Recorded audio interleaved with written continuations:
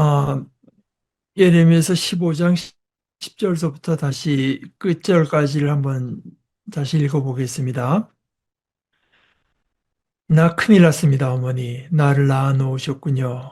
다툴 사람, 말싸움할 사람을 낳아 놓으셨군요. 온 땅을 위해서요. 내가 사람들한테서 빌려오지도 않고 사람들이 나한테서 빌려가지도 않았는데 모두들 나를 저주하는군요. 야훼께서 말씀하셨습니다. 내가 반드시 너한테 좋은 것이 넉넉하도록 해주겠다. 반드시 너를 위해 나서주겠다. 재난의 때, 원수한테 어려움을 겪을 때, 사람이 쇠를 깨뜨릴 수 있겠느냐? 북쪽에서 가져온 쇠와 놋을 너 유다의 재산과 보물들을 전리품으로 내가 넘겨주겠다.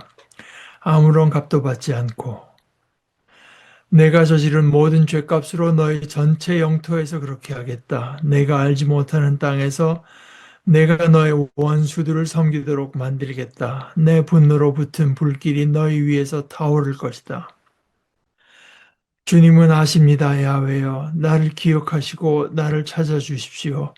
나를 박해하는 자들에게 나 대신 안갚음 주십시오. 주님이 분노를 오래 참고 계시다가 나를 데려가시는 일이 없게 해 주십시오.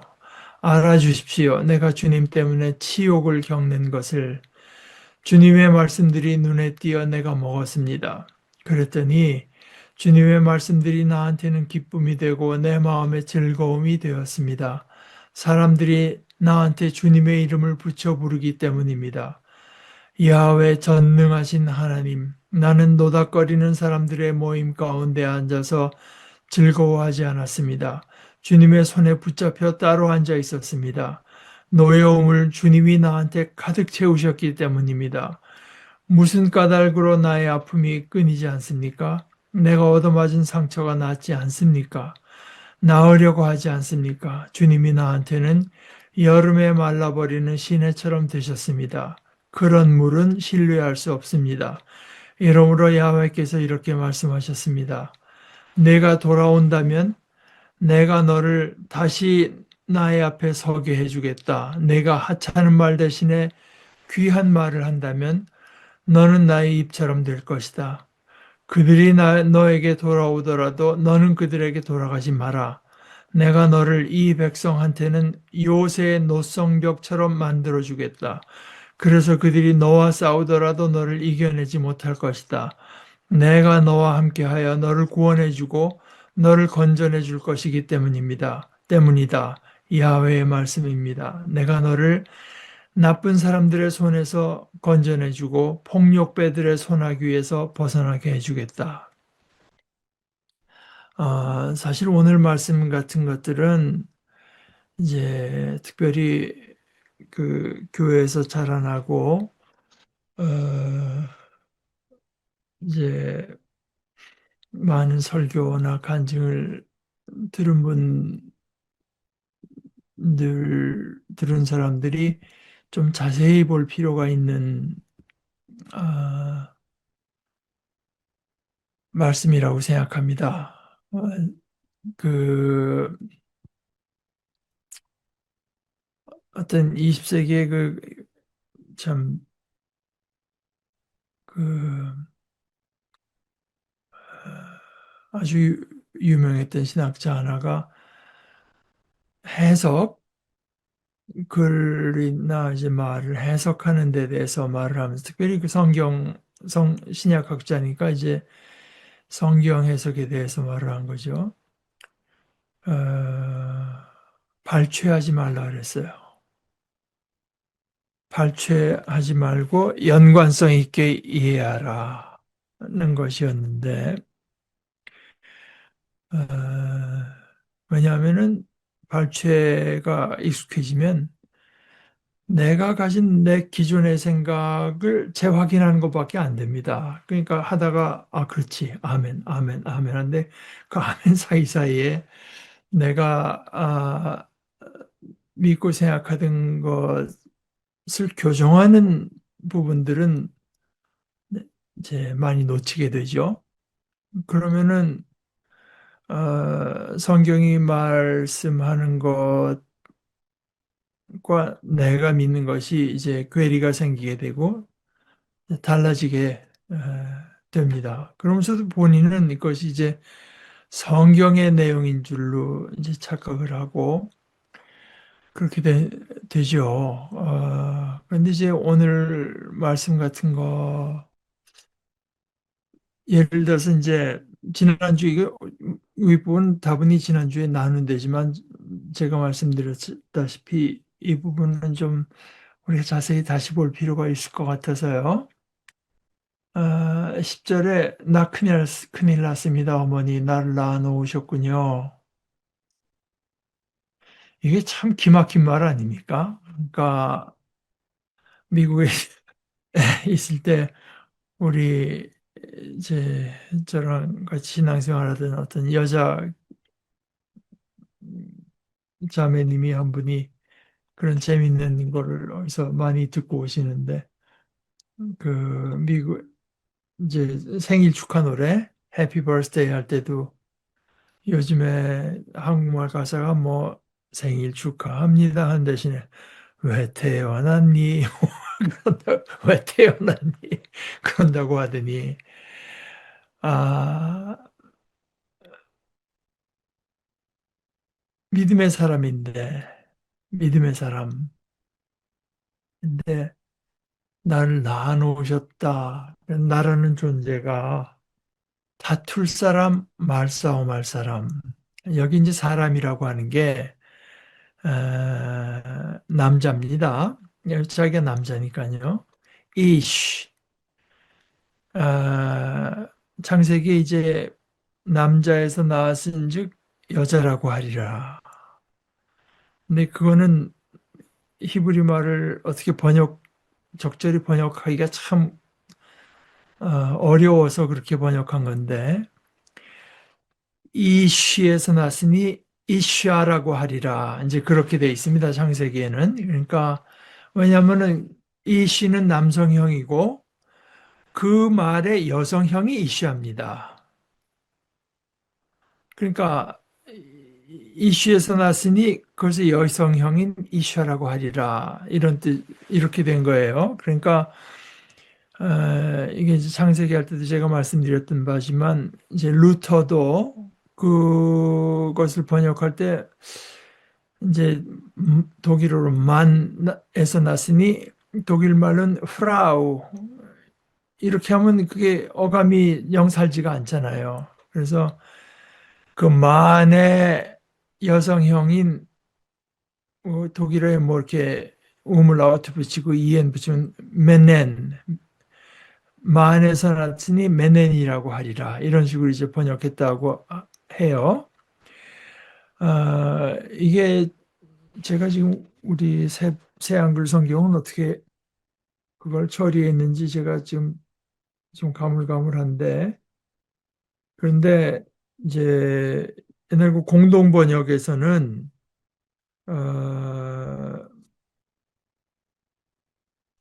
이게 어떻게 해서 음,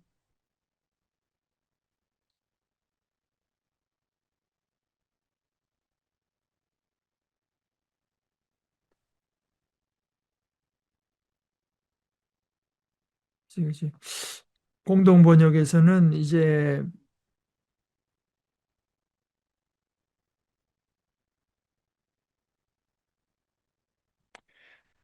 그 어감을 살리기 위해서 지아비에게서 나왔으니 지어머니인가 뭐 그런 식으로 이제 번역을 했었던 것 같습니다. 근데 하여간 그 말이 길어서 이시라고 하는 게 이제 사람이라고 남자예요.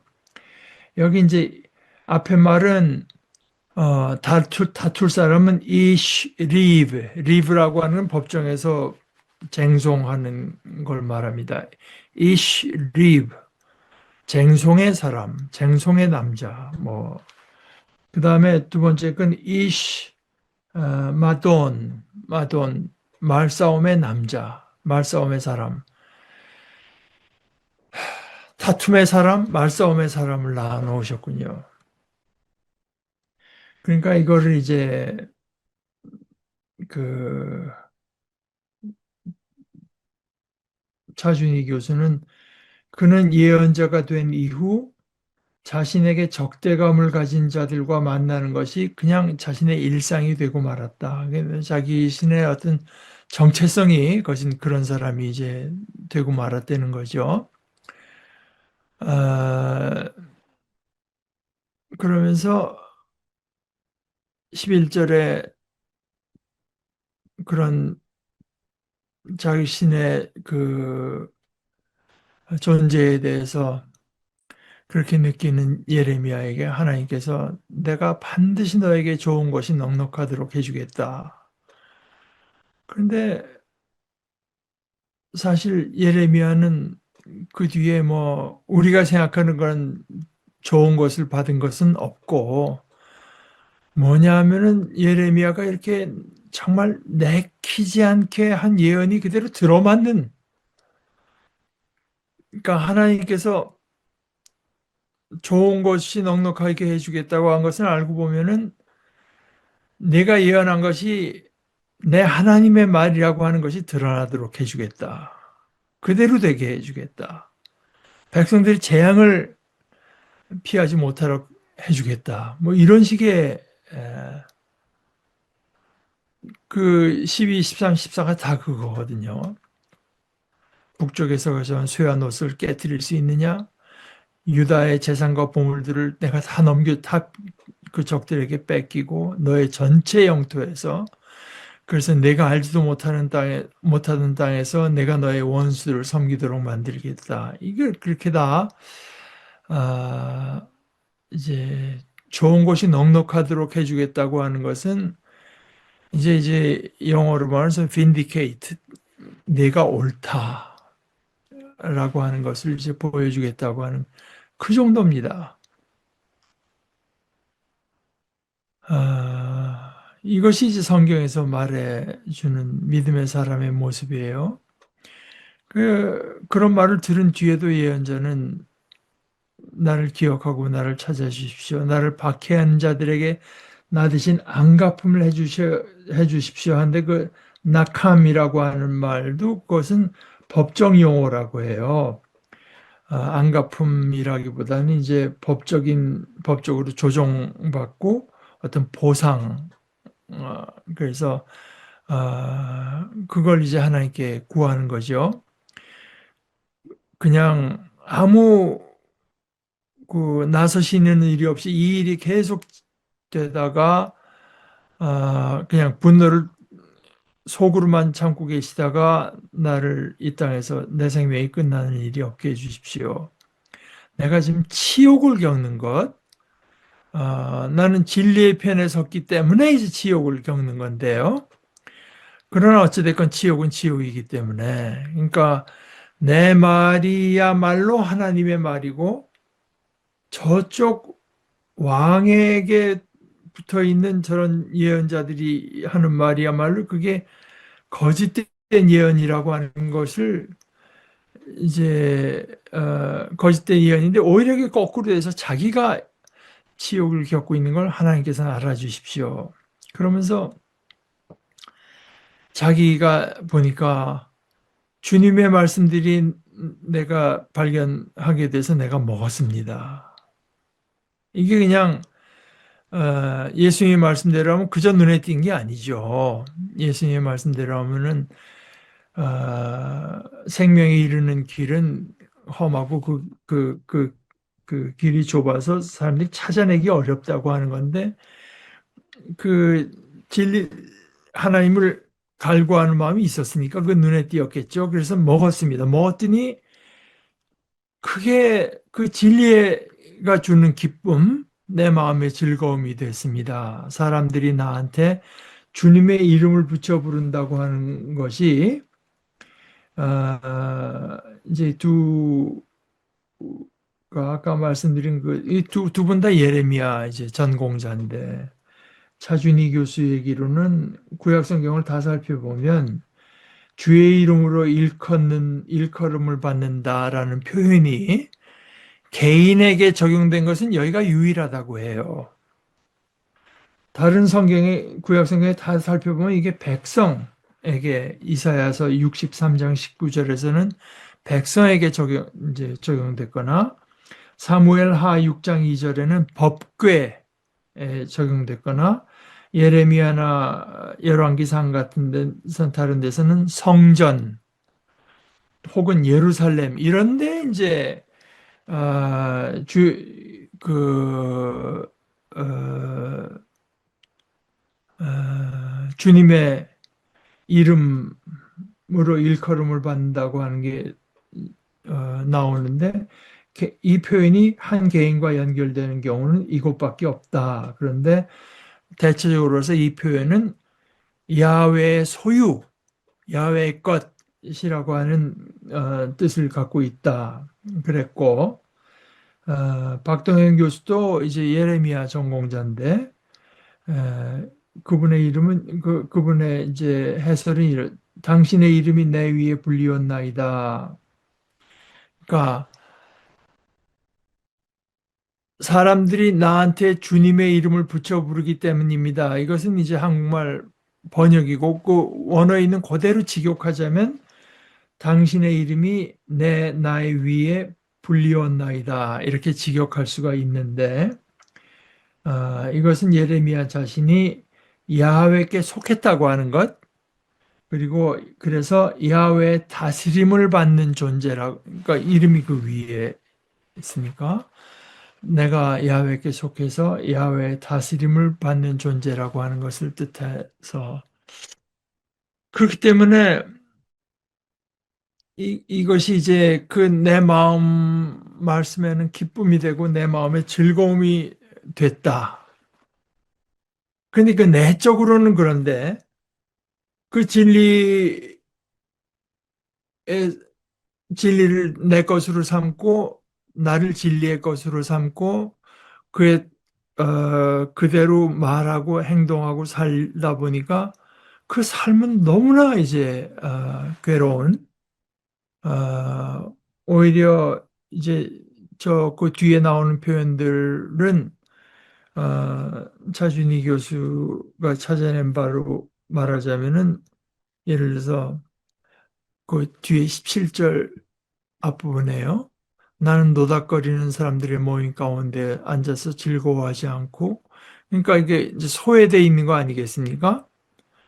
따로 떨어져 있는 이것이 이런 모습이 나타난 것은 레위기 13장 45절에서 46절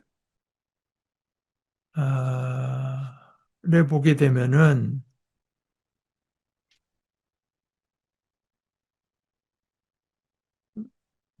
자, 이렇게 돼 있어요. 그러니까 여태까지 우리 전통적인 번역에는 문둥병이라고 했죠.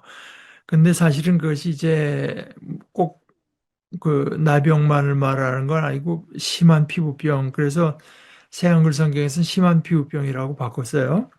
심한 피부병에 걸려 자국이 있는 사람은 옷을 찢고 머리카락을 흩뜨리고 입술 위를 가리고 깨끗하지 않다, 깨끗하지 않다 하고 외쳐야 된다. 병이 있는 동안에는 늘 깨끗하지 않다. 홀로 살아야 한다. 살 곳을 진영 밖에 두어야 한다. 이래서 이제 예레미야의 고백을 갖고 말하자면은 예레미야는 사회에서 격리된 사회적인 나병 환자로 취급받고 있다. 뭐 이제 그렇게 봤습니다. 그러니까 그 하나님의 말씀이 진리의 말씀이고 너무나 기쁜데 그것에 이제 그것대로 사는 삶이 엄청난 에, 핍박 이것이 있는 거죠. 그래서 에, 그런데 이제 이것이 예레미야의 경우만이 아니고요. 에, 예레미야는 지금 아직도 예루살렘에서 그 예루살렘에 있으면서 자기 예루살렘 주민들이 바빌론으로 끌려갈 거를 이제 예언하고 있는 형편이지만 실제로 그 일이 일어나서 나중에 예루살렘으로 끌려간 사람 중에서 하나님의 예언자로 불림을 받은 예언자가 에스겔이거든요. 에스겔 에스겔도 이제 3장 3절에 보면 이런 표현을 해요. 3장 1절서부터 읽어보게. 요거는 이제 그 나중에 요한계시록에도 이 비슷한 것이 결국 나오는데 신약 성경에 3장 1절서부터 3절을 읽으면 이렇게 됩니다. 야훼께서 나에게 말씀하셨습니다. 사람아, 내가 보고 있는 그것을 먹어라, 먹어라. 이 두루마리를. 그러고는 가서 이스라엘 집안의 사람들에게 일러주어라. 그래서 내가 입을 벌리자 야훼께서 내가 이 두루마리를 먹게 하셨습니다. 야훼께서 나에게 말씀하셨습니다. 사람아, 내가 너에게 주는 이 두루마리가 너의 배에 들어가서 너의 창자를 가득 채우게 해라. 그래서 내가 먹었습니다. 두루마리가 나의 입에서 꿀처럼 달콤해졌습니다. 그러니까 그 하나님의 말씀이 너무나 달콤해.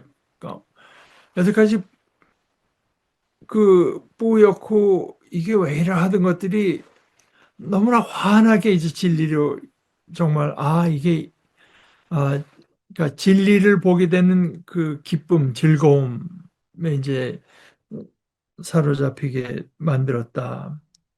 그래서 4절에 야훼께서 나에게 말씀하셨습니다. 사람아 자 가라 이스라엘 집안의 사람들에게 내 말을 가지고 그들에게 일러주어라. 그런데 이제 일러줬을 때 그들의 반응은 또다시 아, 이제 그 많은 실망과 아픔을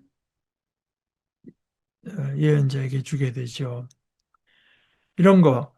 그 진리 하나의 말씀을 있는 그대로 받아들였을 때 내 마음은 너무나 기쁘고 내 심령에는 즐거움이 가득한데 그 말씀대로 살 때 그 삶이라고 하는 거는 아, 이게 전혀 이제 즐거움이 없고 기쁨이 없고 그러니까 이 사람은 그 내면적인 기쁨과 즐거움 하나님과 내가 합치했다고 하는 그 기쁨으로 이 괴로움을 다 견뎌나가야 되는 거죠. 아,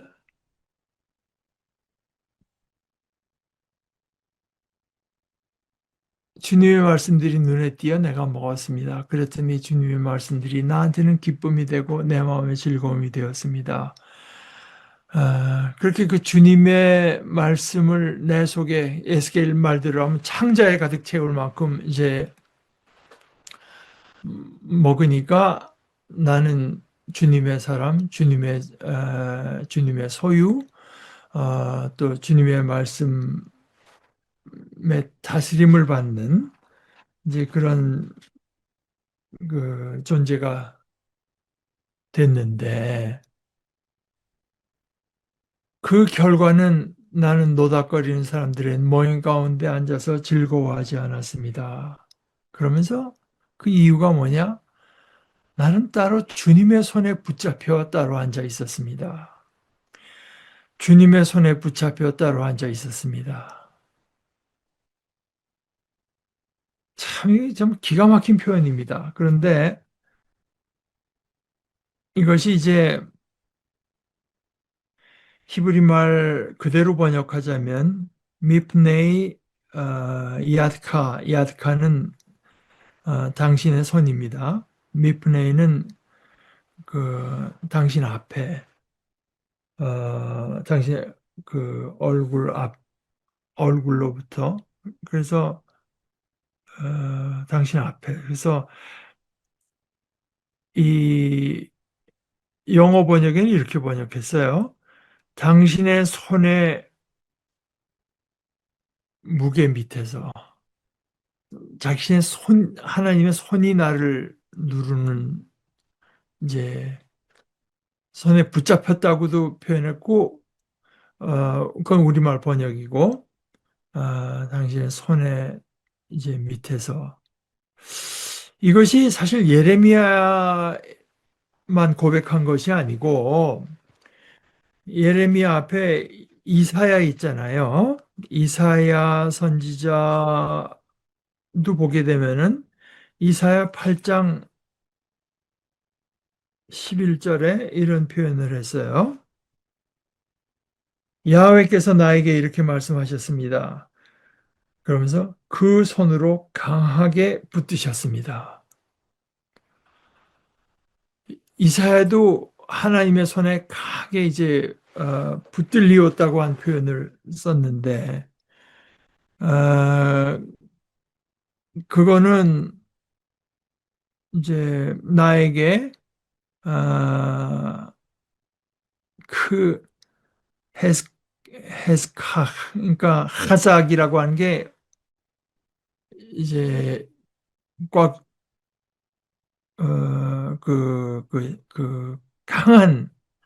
강한 것을 말하는데 하야데 하나님의 손에 어떤 그 강함과 같이 하나님께서 그래서 그 영어 번역에는 while his hand 하나님의 hand was strong upon me 하나님의 손이 내 위에 아주 강하게 역사할 때 뭐 역사했다 있었다 그런 표현 그러니까 그렇게밖에 표현할 수 없는 그러니까 이것은 아마 이사야의 표현이고 예레미야의 표현이겠죠. 근데 그거를 이제 이사야나 예레미야에게 배우고 그의 그 감화를 받은 제자들이 이제 옮겨 쓰리라고 생각을 하는데요. 어, 그뿐만이 아닙니다. 조금 아까 그러니까 선지자 세 제일 긴 게 이사야, 예레미야, 에스겔인데 에스겔 1장 3절에는 또 이렇게 돼 있어요. 어, 그달 다섯째 날이었다. 그 해는 여호야긴 임금이 사로잡혀 온 지 5년째 되는 그러니까 벌써 바빌론으로 사로잡혀 온 지 5년째 되던 해에 그 달의 넷째 달입니다. 넷째 달 다섯째 날에 1절 보면 넷째 달이에요. 그날인데 3절에 이렇게 말했어요. 에스겔이 야훼의 말씀이 내려오고 내려오는 일이 일어났다. 말씀이 에스겔에게 막 내려오는 겁니다. 부시 제사장의 아들 에스겔에게 내려온 것이다. 칼데아 사람들의 땅 그발강가에서였다. 이 칼데아 바빌론을 말하는 것 같은데 저희 그 둘째 요엘이네 집 근처에 가면 이 갈대아라는 표현이 참 많습니다. 그러니까 아마 제 생각에는 그 거긴 중동 사람들이 많거든요. 그러니까 이스라엘 사람들이 그 갈대아 바빌론으로 끌려갔던 것처럼 이 사람들도 아마 그 자기 땅을 떠나서 미국의 디트로이트 지방에 와 있는 게 뭐 그런 신세라고 생각을 했는지 모르지만 아니면은 뭐 그야말로 바빌론 그쪽이 자기 고향이니까 아마 그때 그 이름을 그냥 썼을 가능성이 더 많은 것 같긴 하고 그런데 갈대아 사람들의 땅 그발강가에서 그러니까 여기 이제 어떤 그 에스겔이라고 특정한 인물이 어떤 지리적인 자리에 있을 때 어떤 날, 그 때와 곳이 이제 명시되고 있습니다. 그때 야훼의 말씀이 내려오고 내려온 일이 일어났다고 하면서 그 뭐라고 했더니 거기서 그에게 야훼의 손이 내려오는 일이 일어났다. 야훼의 손이 그러니까 하나님께서 그 손을 갖고 지금 뭔가 지금 일을 하시는 거죠.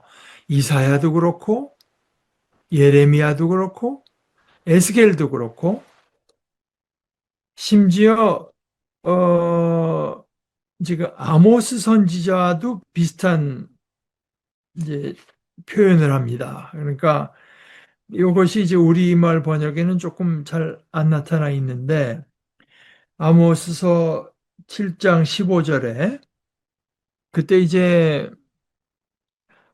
제가 공부할 전에도 말씀드렸자면 이스라엘이 북왕국 이스라엘하고 남왕국 유다로 이제 나눠져 있을 때 지금 아모스는 BC 8세기 예언자로 상당히 오래된 사람, 아모스, 미가 이런 사람들은 이제 예언자 중에서도 상당히 더 이스라엘이 멸망하기 전에 이스라엘에 올라가서 이제 예언하는데, 아모스는 독특한 게 이 경계선 밑에 유다 사람인데 이제 아모스로 가서, 유다 사람인데 이스라엘로 가서 이제 하나의 말씀을 전하는데, 그것도 또 좋은 얘기를 하는 게 아니고 이제 아주 무시무시한 심판의 메시지를 전하니까, 그 베델의 제사장이던 아마샤가 그때 북왕국 이스라엘의 임금이던 여로보암에게 사람을 보내서, 아모스가, 이건 제가 전에도 말씀드렸죠, 이스라엘 집안 한가운데서 임금님에게 맞서 반역을 꾀하고 있습니다. 아모스는 하나의 말씀을 전할 따름인데, 그게 듣기 싫은 사람들은 그걸 정치적으로 이제 프레임을 짜는 거죠. 이 땅의 백성이 그의 모든 말을 견딜 수가 없습니다. 아모스의 메시지가 이것이기 때문에 여로보암은 칼에 죽을 것이다. 왕에게 올라가서, 뭐 똑같이 비유할 수는 없겠지만, 남한 사람이 어떻게 탈북해하고 가서 김정은은 암살 당할 거다 이렇게 말하면 그게 멀쩡하겠습니까? 어, 여로보암은 칼에 죽을 것이다. 이스라엘은 반드시 사로잡혀 자기 땅에서 떠나게 될 것이다. 왕뿐만 아니라 이스라엘 전체가 망할 거라고 하니까, 아마샤가 왕에게는 사람을 보내서 말해놓고 자기가 아모스를 직접 만나서, 예견자님 가쇼. 그대는 위험하니까 달아나시오. 유다 땅으로, 당신 땅, 유다 땅으로. 거기서 빵을 먹고 거기서 예언하시오. 거기서 예언해서 밥 벌어 먹어라. 베델에서는 절대로 더 이상 예언하지 마시오. 임금님의 거룩한 곳이 여기 있고 왕국의 집이 여기 있으니, 여기가 어딘 줄 알고 네가 와서 그런 재앙의 메시지를 외치느냐. 그랬더니 아모스의 대답이, 아마샤에게 말해, 나는 예언자도 아니고 예언자 무리에 속하는 사람도 아니요. 내 직업이 원래 예언자가 아니다. 나는 짐승을 먹이는 사람이고 돌무화과 나무를 가꾸는 사람이요. 그러면서 그러고 있었는데 야훼께서 나를 양떼 뒤에서 빼내셨소. 그러고는 나에게 이렇게 말씀하셨어. 가서 나의 백성 이스라엘에게 예언해라. 이제 이렇게 번역했는데, 이 빼냈다고 하는 것보다는 사실은 이것도 이제 잡으셨다는 뜻입니다. 라카, seize, 확 움켜쥐는 거를 말하는 거예요. 그래서 가톨릭 성경에는 이렇게 번역했죠. 그런데 주님께서 양떼를 몰고 가는 나를 붙잡으셨다. 붙잡으셨다. 그러니까 이 보다시피 지금 모든 중요한 예언자들이 다 어떤 하나님의 강한 손길을 느낀 겁니다. 이사야도 그렇고 예레미야도 그렇고 에스겔도 그렇고 아모스도 그렇고, 그들이 말을 할 때 내가 내 속에 무슨 동기가 있어서 온 게 아니다. 나야 편하게 살고 싶고 여러 사람들이랑 어울리고 싶고 즐겁게 살고 싶은데, 하나님께서 그 강한 손이 나를 꼼짝달싹 못하게 나에게 역사하시고, 어떤 때 나를 잡으시고 나를 잡아서는 내 직업을 계속할 수 없도록 해서 나를 빼내시고, 그래서 와서 내가 전하는 말씀이다. 이제 그런 얘기를 하는 것입니다. 주님의 손에 붙잡혀 나는 따로 앉아 있었으니, 그걸 내가 내가 무슨 내성적이고 사람이랑 어울리기 싫어해서 그런 것이 아니라, 주님의 손에 붙잡혀서 따로 앉아 있었고, 오히려 내 속에는 하나님께서 가득 채우신 노여움이 있다. 하나님의 노여움일 수도 있고, 백성 또는 자기 개인적인 신세가 이게 어떻게 이렇게 됐나 하는 그 노여움도 예, 이제 언급되는 것 같습니다. 왜냐면 그 뒤에 계속 말하니까요. 무슨 까닭으로 나의 아픔이 끊이질 않습니까?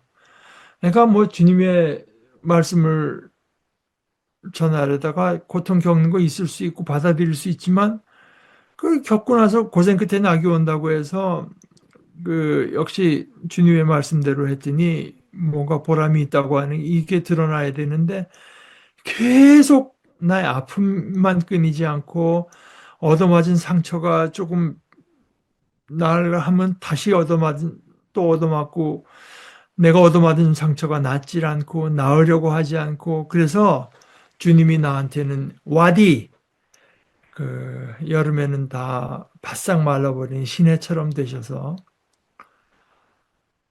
마지막 예레미야의 선언 그런 물은 신뢰할 수 없습니다. 난 당신을 믿지 못하겠습니다. 신뢰할 수 없습니다. 이렇게 말해버리고 말아요. 그러니까 이것은 사실 어떻게 보면 인간적으로서는 신뢰의 끝까지 같은 사람이기 때문에 할 수 있는 얘기라고 할 수 있죠.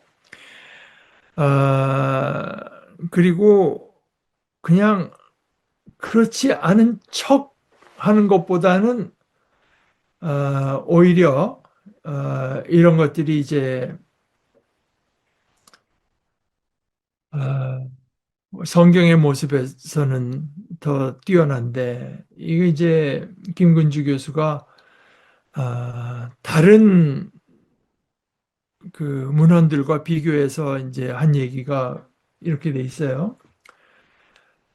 이게 예레미야처럼 이렇게 하나님께 도전하고 막 자기 삶에 대해서 탄식하는 모습은 시편의 3분의 1 가량을 차지하고 있는 탄원시, 탄식시, 또 욥기 여기서도 찾아볼 수 있어요. 그래서 이것이 성경의 영성인데 말하자면 그런데 성경이 아닌 고대 다른 근동의 시들 봐도 이런 탄식은 있다. 그러나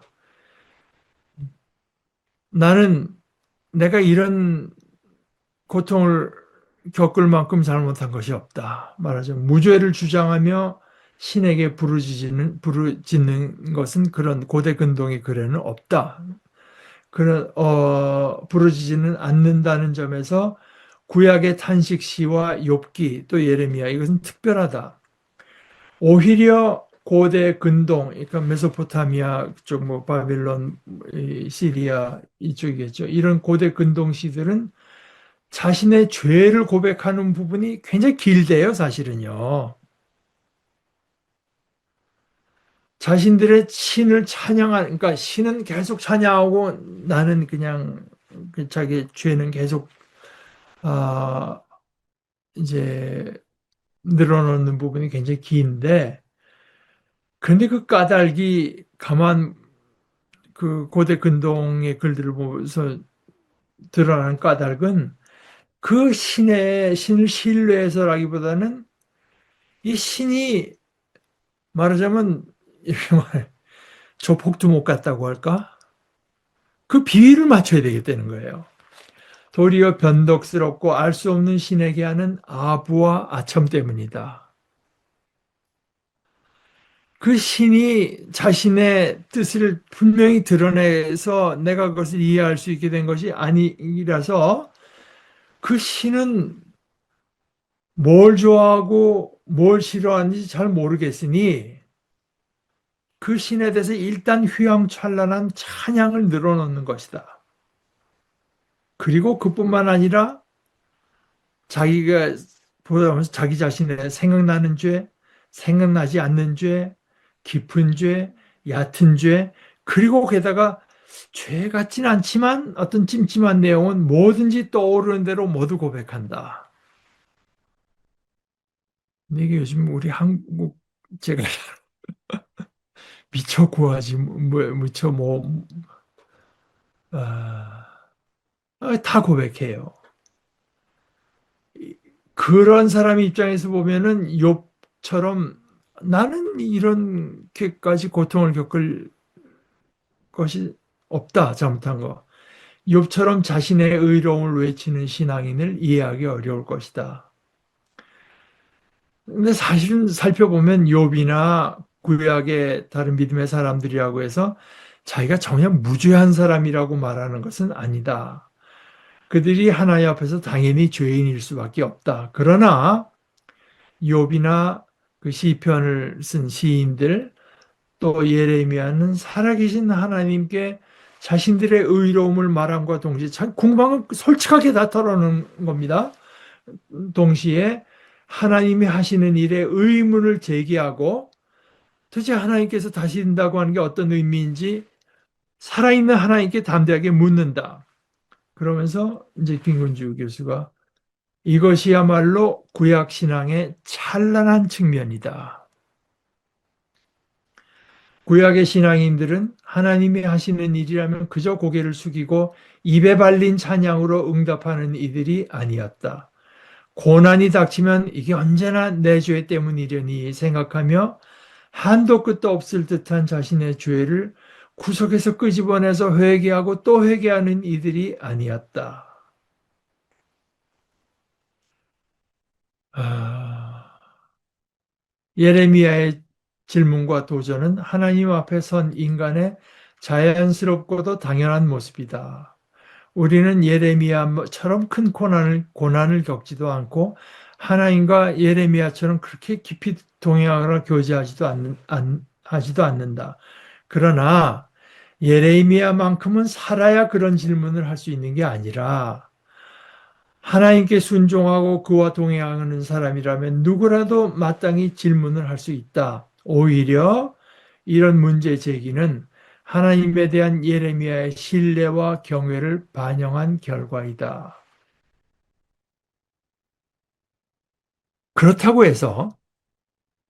그렇다고 해서 하나님께서 예레미야의 모든 말을 다 받아들여 준 것은 아닙니다. 예레미야가 주님이 나에게는 여름에는 언제 물이 흘려나는지 바싹 말라버린 와디처럼 되셔서 그런 물은 내가 신뢰할 수 없습니다. 아주 뭐 당당하게 당당하다기보다는 너무 이제 외치니까 19절에 하나님의 이제 대답이 이렇죠. 내가 돌아온다면 너 돌아와야 된다. 그런 말을 했다고 해서 하나님께서 이제 여기 뭐래 임 타슈브 슈브 슈브 돌아 내가 돌아와야 된다. 내가 if 내가 돌아온다면 내가 너를 다시 나의 앞에 서게 해주겠다. 그 예레미야의 지금 그 모습도 사실은 신앙인으로서 참 도달하기 힘들 정도의 진실하고 대담한 모습, 하나님을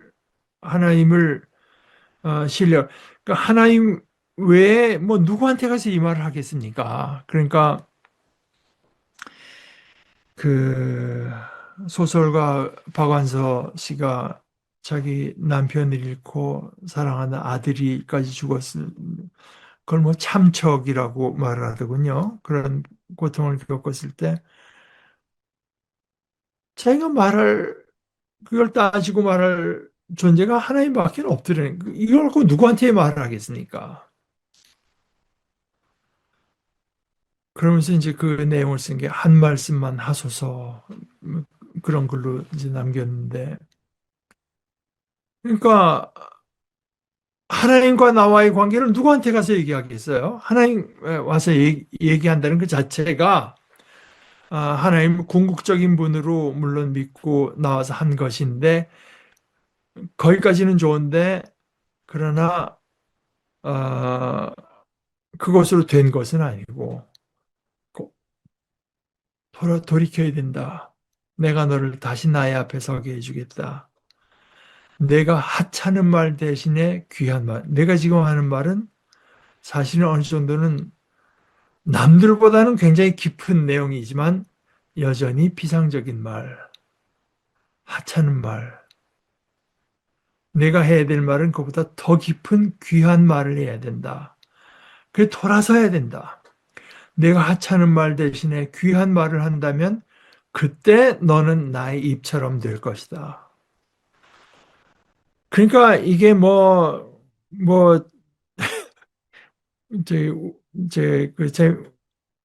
잘 웃기고 농담 잘하던 저랑 같이 근무하던 치과 의사의 친구가 그때 뭐 일본어 한 이틀 공부하더니 일본어의 세계는 끝이 없다 한 것처럼 어, 그럼 뭐 피상적으로 그 하나님은 찬양 받으실 분 한 게 아니라 이런 어떤 깊은 절망에서도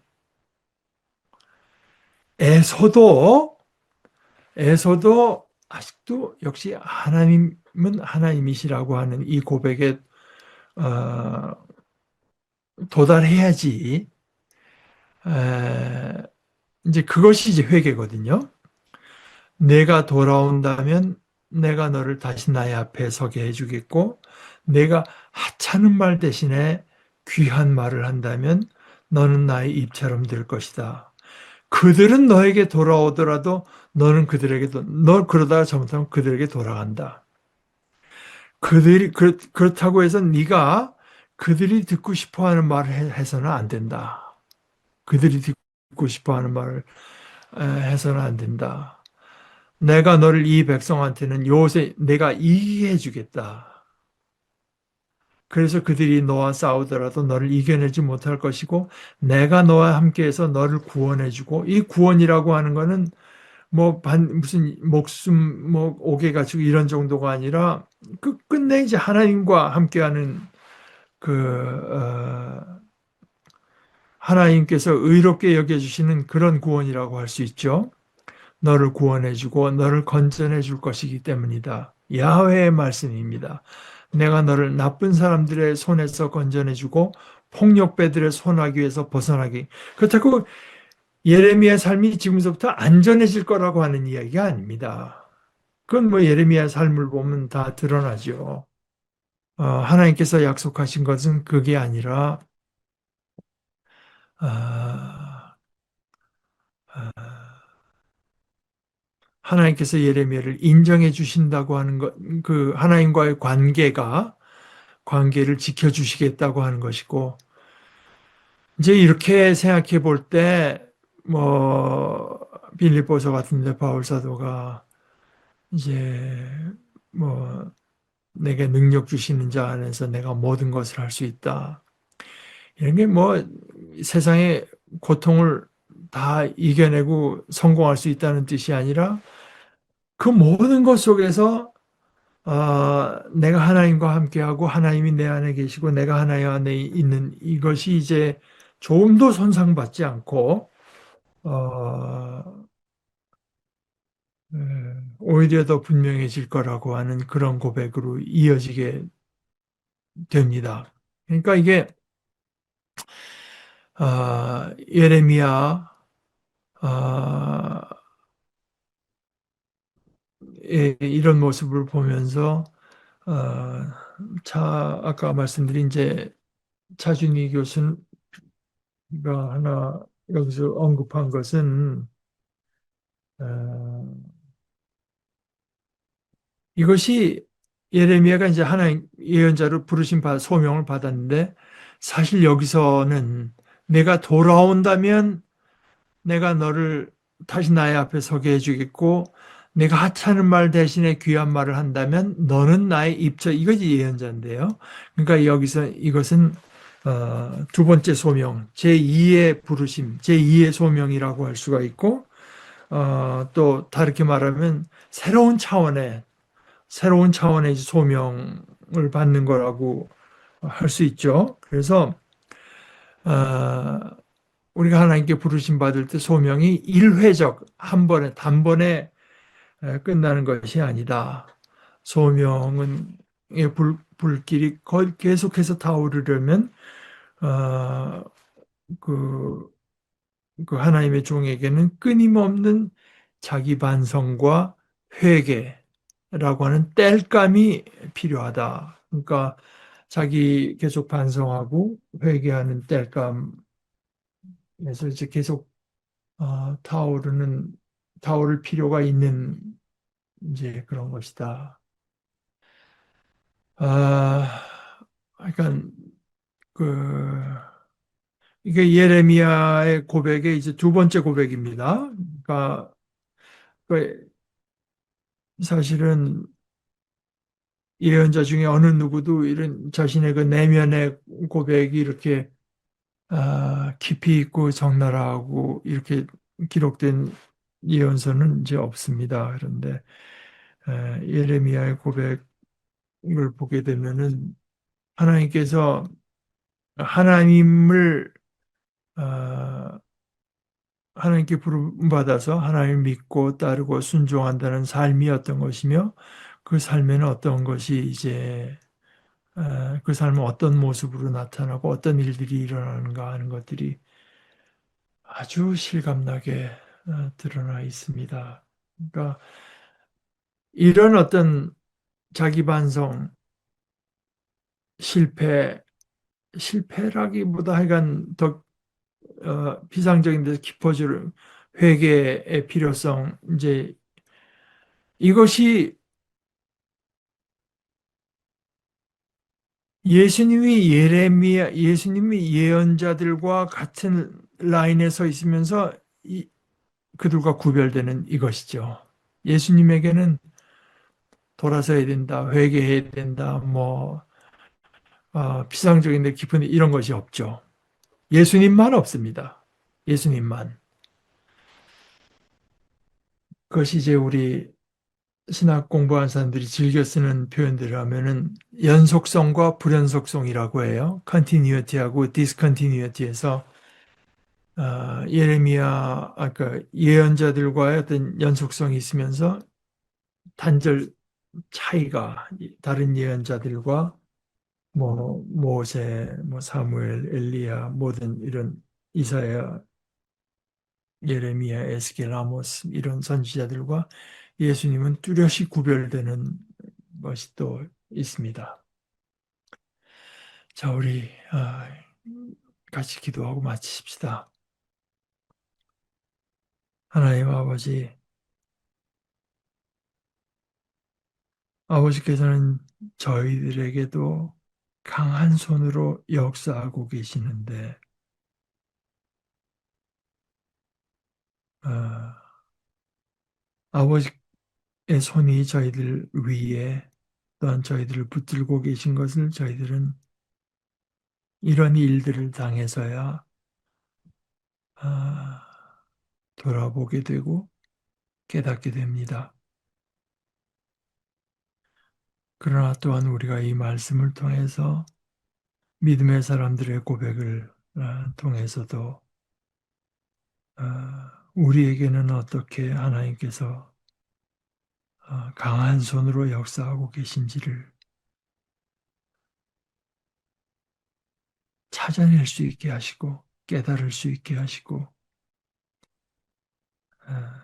그리하여 아버지께서 주시는 말씀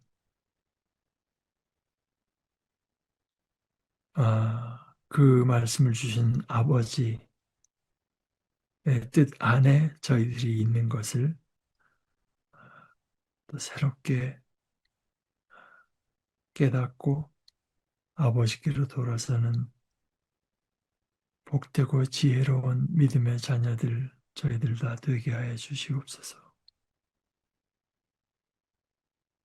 예수님의 이름으로 기도합니다.